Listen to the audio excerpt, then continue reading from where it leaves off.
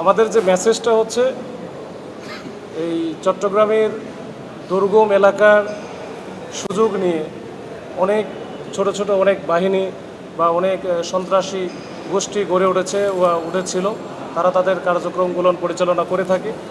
আমরা আমাদের এই জেলা পুলিশের পক্ষ থেকে এই সকল রকমের সন্ত্রাসী কার্যক্রম, সকল রকমের এই গুন্ডামি এগুলোর ব্যাপারে আমাদের যে জিরো টলারেন্স নীতি সেইটারই ধারাবাহিকভাবে আমরা বজায় রেখেছি এবং ভবিষ্যতেও বজায় রাখবো। এবং কোনো সন্ত্রাসী বা কোনো রকম অপরাধী যে তাদের অপরাধ কার্যক্রম করে যে পার পাবে না, এইটা আমরা মোটামুটি নিশ্চয়তা দিতে সকল পরিস্থিতি মোকাবেলা করে আপনারা দেখেছেন যে সন্ত্রাসীদের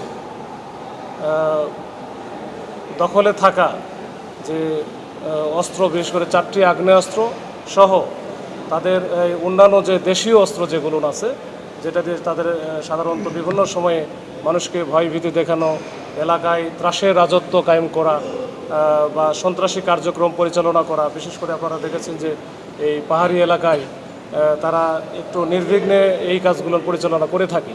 তো সেইখান থেকে তাদের দখল থেকে আমাদের এই যে আপনাদের সামনে দেখতে পাচ্ছেন যে এগুলো আমরা উদ্ধার করেছি। এবং সেই সাথে যে 2 জন সন্ত্রাসী যারা এই ধরনের কার্যক্রমের সাথে নিয়মিত জড়িত বা সম্পৃক্ত আছে, তাদের 2 জনকে, দেলোয়ার এবং মহসিন নামে 2 জনকে আমরা গ্রেপ্তার করেছি। এটা মূলত একটা দুর্ধর্ষ অভিযান পরিচালনা করা হয়। এখানে আসলে অনেক রকমের ঝুঁকি ছিল, প্রতিকূল পরিবেশ, বৃষ্টি ছিল।